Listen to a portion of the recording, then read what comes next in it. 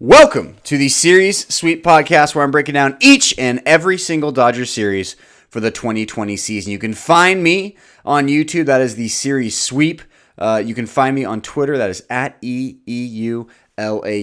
Quick reminder, we do it in 5-ish minutes. Everyone's busy. I get it. Baseball's long. Blah, blah, blah, blah. Let's get right into it. The Dodgers take the first two games of the Brewers series to end the wild card series against the Brewers. A fantastic pitching performance by Clayton Kershaw, star of the show. Mookie Betts showed out. The Dodgers sweated the game one starter for the Brewers for multiple walks via the RBI via the walk. Excuse me.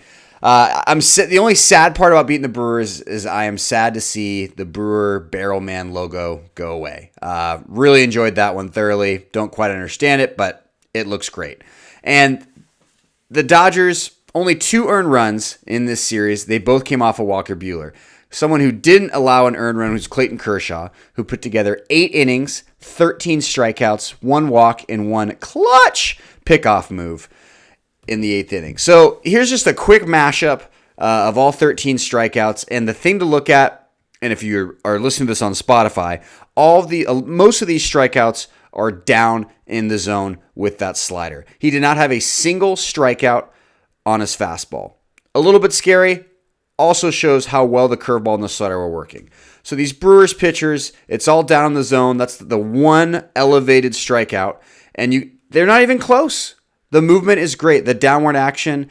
And I think if you didn't believe that Clayton Kershaw could kind of rework his stuff and adjust to his lack of fastball command or velocity, this is the year. This is the year he put it all together. He's been healthy, knock on plastic table since the scare. That game was incredible. I could watch those highlights over and over and over again. I'm sure everyone's seen the video of him telling Mark Prior to go back in the dugout. What are you doing in the 8th inning when he walked a guy who he picked off and then struck out the other batter to get them out of the inning in the 8th and handed off to Brusdar Graterol, who closed instead of Kenley. Supposedly no drama there, according to Dave Roberts. He says Kenley wants to do whatever is best for the team. What's best for the team may not be him closing out every single playoff game. And that's also has a lot to do with 5 games in 5 days. That's right. It's going to be the same format as the wild card series, a game every day until you're not playing anymore. So they're in Texas. They're in Arlington, in case you forgot. The Padres and the Dodgers are even at the same hotel. And this San Diego Padres team, it is very fitting the Dodgers are going to play this team. It always seemed to be that's how the Dodgers were going to have to get to the World Series, was to beat the Padres when it truly mattered, and that is in the postseason. This is a great team, this Padres team. They're athletic. They're very young. They have enough pitching to support an incredible offense with Tatis, Machado, Jake Cronenworth looked good. Eric Hosmer looked really good in their playoff series against the Cardinals. And this team is scary. We've seen them. We know what a challenge they are for the Dodgers. This might be a better team than if the Dodgers win, who the Dodgers see in the NLCS. I truly believe the Padres are the second best team in the NL. I think their record showed that this year. I think they passed the eye test for all those games against the Dodgers, and an incredible comeback against the Padres. When they're down, they lose game 1. And they roar back. And a big reason they came back was this guy, Fernando Tatis Jr., who was hitting barely above 200 for the last 20, 25 games or so in the regular season. In an elimination game, game 2, he comes up with 2 home runs, 5 RBI, and goes 3 for 5. He has a staggering OPS in the playoffs. I know it's just 3 games of 1.622. He has a slugging over 1,000, which means he has more total bases than at-bats. You don't see that every day, kids. Hit almost 500 for the playoffs. He's an absolute monster, as is Machado. Will Myers has hit well. That lineup is as deep as the Dodgers.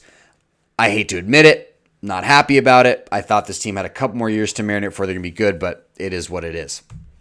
The Dodgers, the key for them to beat this Padres team is going to be the other 3. And by that, I mean the other 3 guys at the top of the order, because Betts and Seager took care of business in the playoffs hitting-wise. Mookie Betts led the way. He was the star of the show of the offense in the Brewers series. They need something out of Max Muncy. They need something out of Bellinger. Justin Turner was 0 for 8 in that Brewers series. We're not used to seeing him come up short in the playoffs. So the other 3, of the top 5 hitters in those spots, those guys need to show up. Whether AJ Pollock makes it up there, I know he's been batting towards the end of the order just because with the DH. I'm not against that approach.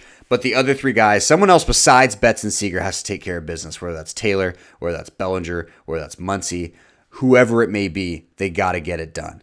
Limit damage from Machado and Tatis. They're going to hit. They're really good hitters. They're really good. But you can't be giving up extra base hit after extra base hit for these Padres. No free bases. Don't give walks to these guys. They have speed everywhere. They can go first to third on simple outfield singles. So the Dodgers outfielders need to be on their game, getting the ball back into the infield on those types of plays that get out to the outfield. Routine plays, it should just be, runners on first and second. With the Padres, it's runners on first and third throughout their lineup besides their catcher. Bullpen, duh. So Dylan Floro is going to be back in. Robert said that he was not on the wild card squad. But this Dodgers bullpen, which was lights out against the hapless Brewers who couldn't hit at all, which we kind of knew going into it.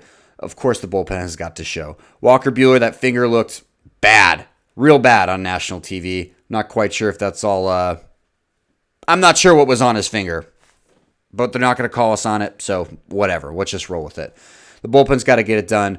And for that game 3 starter, Robert said it, maybe Dustin May, maybe Gonsolin, maybe Urias.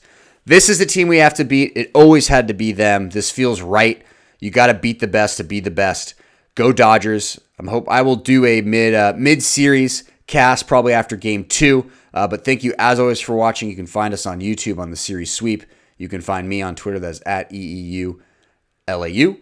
Thanks as always for watching. Go Dodgers. 5 straight days on top of the NBA Finals with the Lakers up 2-1. It's going to be a wild week for LA sports once again. Thanks as always. We'll see you on the other side.